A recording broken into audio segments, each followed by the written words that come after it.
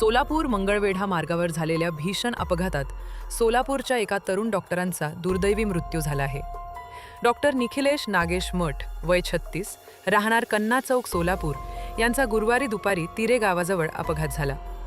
मिळालेल्या माहितीनुसार डॉक्टर निखिलेश मठ हे मंगळवेढा येथील एका खासगी रुग्णालयात सेवा बजावत होते.